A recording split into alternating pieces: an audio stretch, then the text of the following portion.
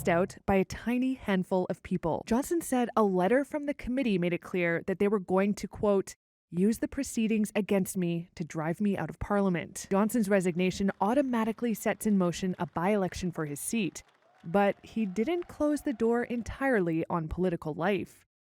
He said in his statement that he was sad to be leaving Parliament, before adding, at least for now. Leading then to this resignation, the committee clearly faulted him over Partygate, so Boris Johnson really jumped before he could be pushed and had a lot to say before he did that. He said that the committee had ruled against him to his amazement, that they were determined to drive him out of Parliament. He said the committee has not found a shred of evidence that he knowingly misled Parliament. He called the committee a kangaroo court showing egregious bias. Strong words. Boris Johnson aimed strong accusations particularly against Rishi Sunak, who he described as an occupant of the same building through lockdown, and so who, like him, should have been faulted if he was, and for similar reasons. They were both fined by the police after all.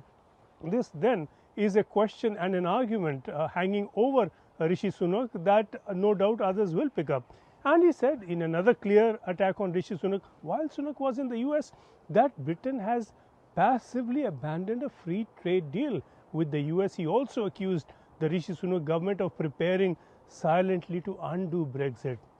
All this, he said, goes against the wishes of the Conservative Party members, and that is the constituency he is now appealing to, and to his own parliamentary constituency as well. He names them, praises them.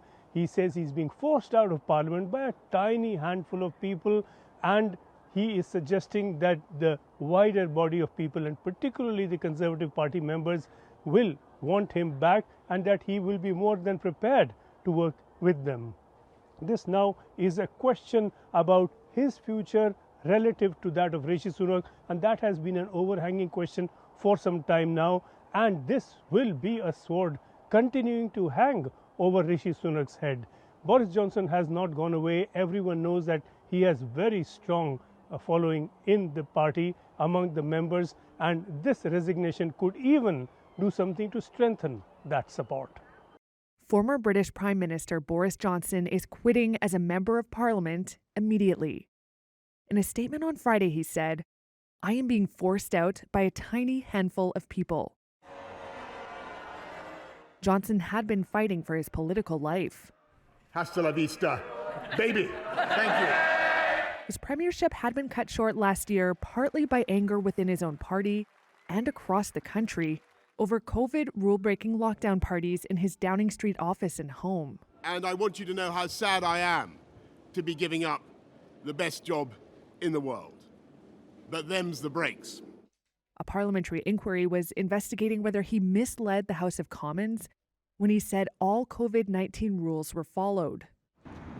If it found Johnson misled Parliament recklessly or deliberately, it could turf him from Parliament for more than 10 days.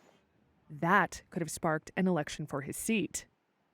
Johnson said a letter from the committee made it clear that they were going to, quote, use the proceedings against me to drive me out of Parliament. He compared it to a kangaroo court. The buck stops here. Johnson's resignation automatically sets in motion a by-election for his seat, but he didn't close the door entirely on political life. He said in his statement that he was sad to be leaving Parliament, before adding, at least for now.